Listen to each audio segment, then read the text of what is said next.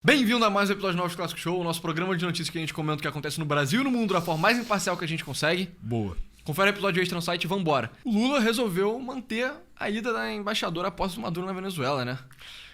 Quer dizer, surpreendente até a segunda página, né? Exato. Eles estavam de mal no início, mas no final do ano, né? O Tarek Saab tava chamando o Lula de porteira da CIA, né? As coisas assim. Mas agora parece que eles fizeram as pazes, né?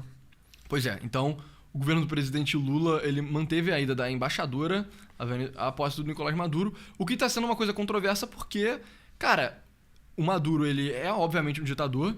A Folha já chama ele de ditador, acho que vai fazer uns 10 anos, assim, se você quiser entrar no... Tem editoriais da Folha lá, o que a gente acredita, né? Acreditamos que o Nicolás Maduro é um ditador, tanto que chamam ele disso. Ele persegue opositores, né? Então, aqui, por exemplo, o líder da oposição da Venezuela é detido à força e depois liberado.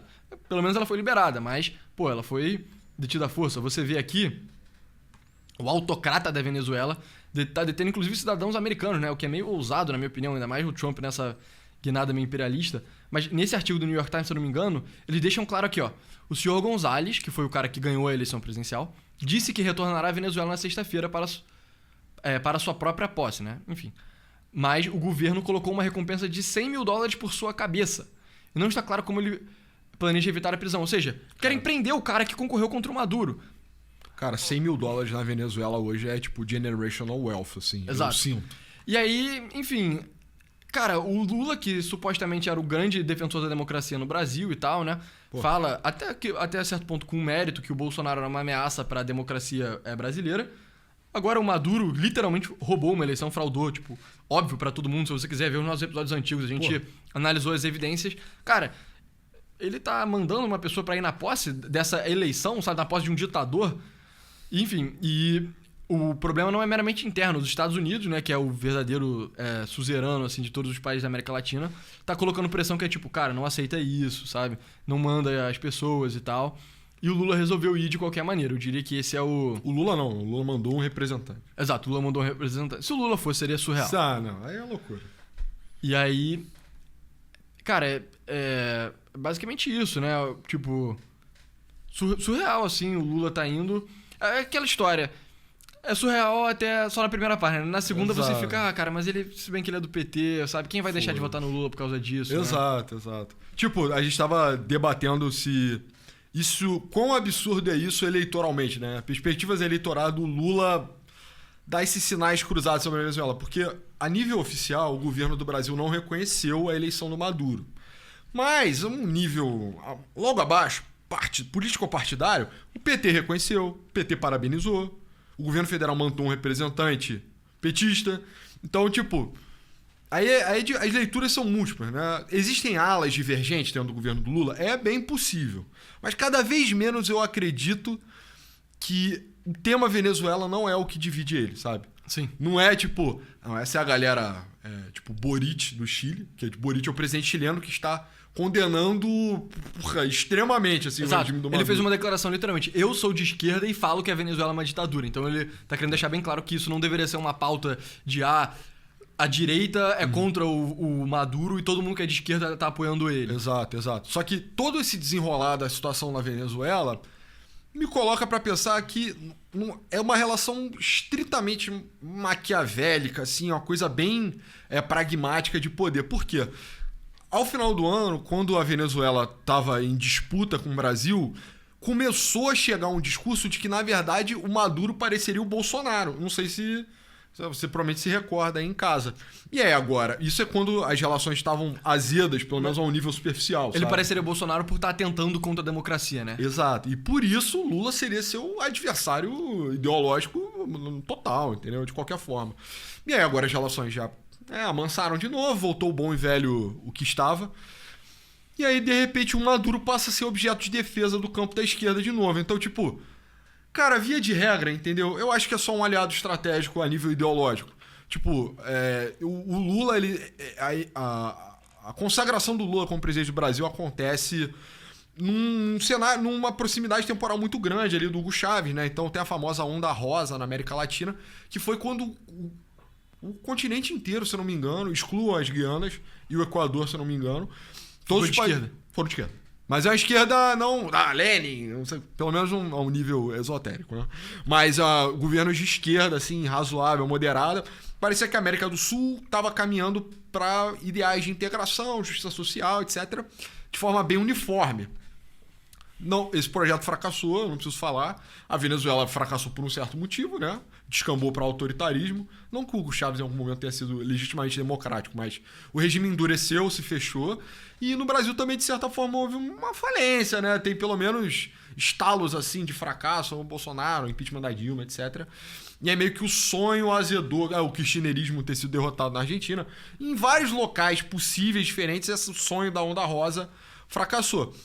Mas o Lula ainda é apegado a isso. Exato. No fim Exato. é isso, entendeu? Cara, pra mim é isso. Eu não diria nem que é necessariamente um aliado estratégico, mas um aliado sentimental, assim. É um ranço. O Lula, individualmente, ele ainda ama o Hugo Chávez. E o Nicolás Maduro é, tipo, representante do Hugo Chávez na terra, bem ou mal. É o Papa, né? Exato. Papa do chavismo. Ele tem as chaves lá do Hugo Chávez, são Hugo Chávez. Enfim.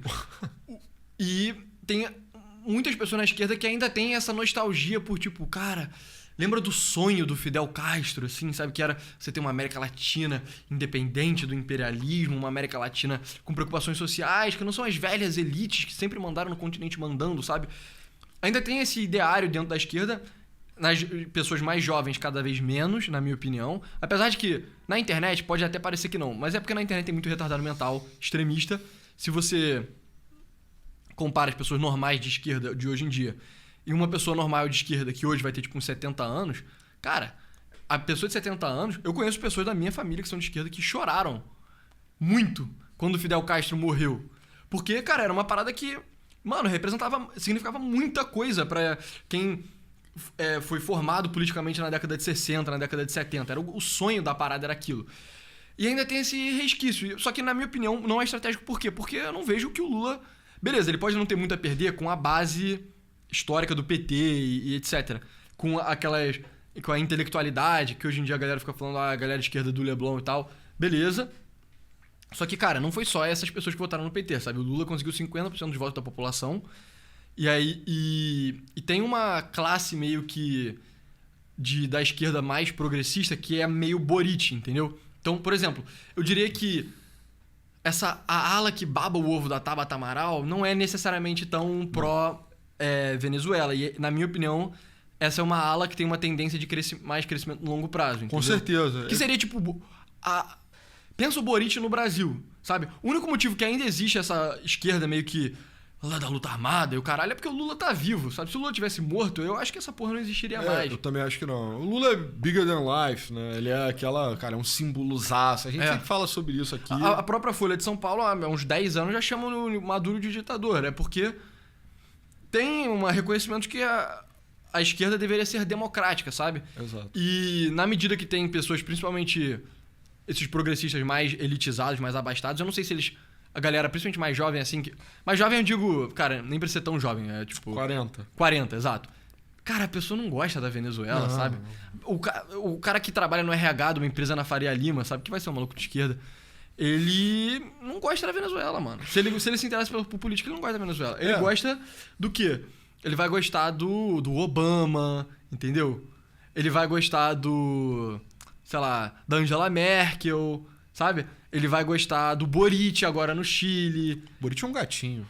Entendeu? Ele vai falar esse tipo de coisa. Ele pode gostar do próprio Justin Trudeau, outro gatinho, entendeu? Cara, só que não do Maduro. O Maduro é claramente um ditador. Ele é meio... muito truculento, né? Sim. Cara, essa parada que você falou é muito engraçada. Mas realmente, né? O Fidel foi tipo o Naruto de uma geração. Foi. Tipo, o cara que você ficou obcecado, jovenzinho, assim. E tipo, esse sonho de uma América livre... independente dos Estados Unidos, é um ranço que você estava falando. Tem uma geração mais nova que é mais Boric assim, mas tem uma certa renovação nesse núcleo mais hardliner assim, do petismo e tal, que é uma galera que gravita para esse campo comunista. Então enxerga que, por mais que o Maduro não seja o ideal, a Venezuela está sob uma área de forte impulsão yankee, entendeu? A costa norte da América Latina tá inserido no contexto caribenho, que naturalmente, por natureza, pelo amor de Deus, né? Os Estados Unidos abraça assim, o Caribe, não poderia ser muito diferente. Então, a necessidade aí justifica, né? Esse autoritarismo, de certa forma, é necessário, porque a Venezuela é um governo fortemente contestado por essa influência americana e tal. Eu não acho que essa é a corrente mais forte.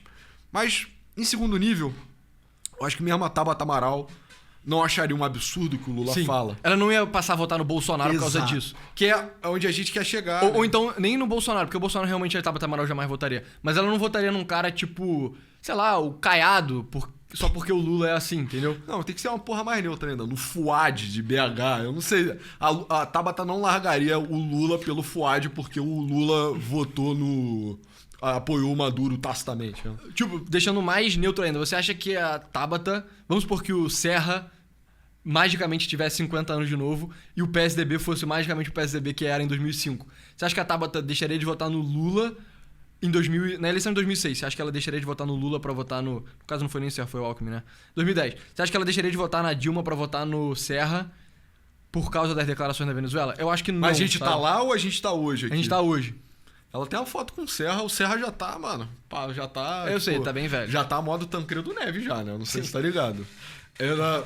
É. Mas essa pergunta é bem difícil. Eu acho que não. Talvez pra dentro.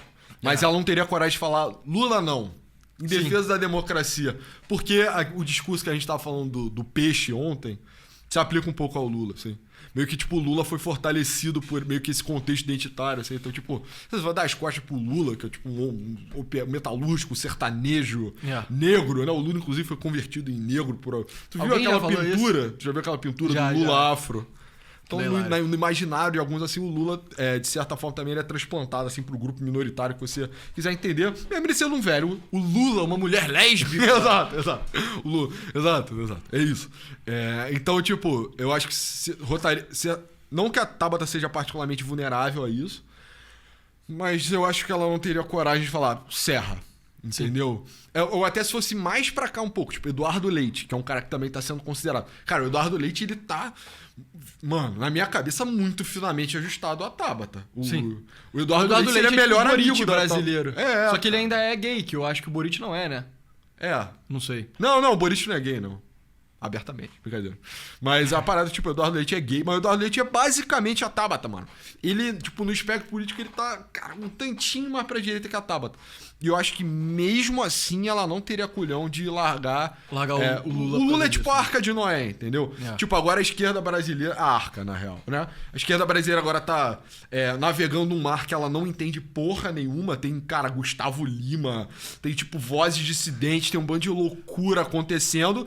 E o Lula é a grande Arca de Noé que mantém todos os animais vivos, entendeu? Então eles olham horrorizados pra fora e tem que passar pano pra tudo. Você não vai você não vai furar a Arca de Noé em favor de coerência, tá ligado? Mas o que eu penso também é... Cara, a esquerda no Brasil, ela tá criando uma narrativa que ela se justifica no poder como sendo defensor da democracia. Que é, o Xandão, ele tá perseguindo o Bolsonaro porque o Bolsonaro tentou dar um golpe. Teve o golpe da Dilma, já foi meio que um prelúdio a isso, mas eu sinto que é esse combate ao Bolsonaro. Aí agora teve o filme, né, que tomou o imaginário da esquerda, foi o filme contra a ditadura militar, do Ainda Estou Aqui e tal. E você fica numa posição muito merda. Eu sinto que no longo prazo você tem uma incoerência tão grande no seu âmago profundo. Cara, é ruim, sabe? É ruim. Você vai gerando um racha que você só quebra. Então, por exemplo, a Revolução Francesa, que é uma coisa que eu tô estudando, por isso que eu tô falando mais dela recentemente. Cara, aconteceu na França porque a França meio que não era mais católica, entendeu? A França era um país nominalmente católico, o rei era católico, a igreja católica ainda tinha todos o arranjo de participar do governo e tal. Só que tinha um bando de bispo que era ateu, era sabidamente ateu. Inclusive fazia-se piadas com relação a isso. Eles falavam tipo, poxa, sei lá, eu ia mandar um emissário lá pro Papa e tal. Aí falavam, tenho certeza que não é melhor mandar um bispo que pelo menos acredite em Deus, sabe? O tipo de piada que fazia-se na França em 1750. Consequência, 40 anos depois o regime caiu. No caso da França caiu tipo violentamente, tá? O Brasil é um país que não tem uma tendência de violência política, graças a Deus. Mas é isso, eu sinto que...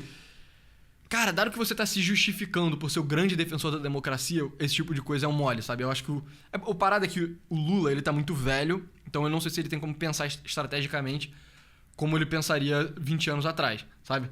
Mas se fosse o Lula de 20 anos atrás, tava fazendo acordo com um banqueiro, sei lá o quê, Cara, ele devia reconhecer que, tipo, mano, eu não tenho nada pra ganhar sendo amigo do Maduro. Só tem um bando de retardado dentro do PT. Da... Como é que é o nome daquela mulher que é presidente do PT? Gleisi Hoffmann. Da Gleisi Hoffmann e tal, que, tipo, mano, whatever, foda-se ela. É. E eu tenho mais o que ganhar condenando o Maduro. Eu tô traindo o meu aliado em prol do futuro do meu movimento, entendeu? campo. Do campo, exato. É, eu também sinto. Eu acho que não eu tava até tuitei sobre isso. Eu não acho que enfraquece o Lula pra 26. É próximo demais pra ele Mas colher os frutos enfraquece disso. O campo pra 30. Exato. Eu acho. E pra década de 30. É, exato. Mas é aquilo, cara. E também, volta para aquilo que a gente falou, o problema é que a Venezuela foi tão espantalhada por uma classe de pessoas que é tipo tiozões bolsonaristas, que se você chegar pra pessoa do RH da Faria Lima, sabe? E você começar a falar mal da Venezuela, a reação inicial que essa pessoa vai ter vai ser tipo... Caraca, eu não acredito que o cara vai mandar eu ir morar na Venezuela, mano. Eu não acredito, cara, que ele vai falar pra eu ir pra Cuba, mano. Só que não é isso, tem argumentos bons a serem feitos, sabe? Contra a Venezuela, mas... Então, por um lado, ele é blindado ao fato de que a pessoa mais de centro-esquerda ouve a palavra Cuba, ouve a palavra Venezuela e pensa que você é o tio França. Exato. Então, a verdade é que, tipo, é isso, né? O Lula sacrifica o tempo inteiro o futuro em favor do presente, assim, né? Senão, talvez ele não fosse tão bem sucedido quanto ele é. Ele não tá na sua melhor forma, né? Tipo, a cartinha do FIFA dele já tá começando a cair overall, assim. Mas ele ainda é muito bom. E eu acho que, no fundo, o contexto que ele se insere agora, ele tá vivendo um governo descaracterizado, não parece um governo do Lula, ele tá fraco, ele tá cedendo, ele tá sendo até um pouco predatório com essas classes mais vulneráveis. Quer dizer, vai ter agora a isenção de imposto de renda, mas o custo de vida tá aumentando, etc. Eu acho que ele tem sido particularmente duro, assim, com a classe emergente, que era o xodó dele, né? É quem carregou ele pro Planalto 2 vezes. E aí... ele meio que precisa sinalizar pra dentro do núcleo dele que ele ainda é o mesmo cara, sabe? Sim. E, tipo, pragmaticamente, apoiar ou não apoiar a Venezuela, cara, foda-se. Assim, honestamente, deve impactar um pouco suas relações com os Estados Unidos, vai deixar quem já tá rasgando as calças rasgando mais ainda, né? Que é o eleitor que você caracterizou, que é o cara que, enfim, tiozão, né? Tem vários, mas não é uma força, assim, também tão poderosa. E, cara... na prática, eu acho que ele tranquiliza quem tá dentro. É tipo, cara, calma, pô. Sou o Lula, mano. Relaxou, sabe? Sim. Mas, no longo prazo, a renovação da esquerda é enfraquecida por causa dessas decisões egoístas e maquiavélicas do Lula, sabe? Mas é isso, pessoal. Esse foi o nosso Classic Show de hoje. Muito obrigado por ter assistido até aqui. Comenta se você preferiu o áudio, né, do microfone. A gente fez esse investimento aqui. Esse microfone, ele é caro, mas ele é o melhor microfone. Então, bom. A gente quer que vocês tenham acesso ao voz de veludo do Vitor Antum, entendeu? O Eduardo Pessoa. O cara que fala igual o Alexandre Frota. Vocês tinham a oportunidade de ter o Alexandre Frota falando no ouvidinho de vocês, falando de política. Falando de política, cara. Então, é isso. Comentem aí. E entrem no site, a gente falou sobre a resposta do governo brasileiro, o Xandão, né, o Glenn Greenwald da Folha e tal. Perigoso. A notícia do Mark Zuckerberg, que foi uma notícia bem... A resposta do governo foi meio surpreendente, na minha opinião, né? Gerou pânico. Gerou pânico, a gente falou sobre isso no site. E entra no site também, você pode virar membro, R$8, recebe perguntas e respostas. E segue a gente no Twitter, o meu arroba é pessoa_A99. Meu é @novosclássicos, eu roubei o arroba do Pessoa. E segue a gente no Instagram e no canal Novos Clássicos também. Muito obrigado.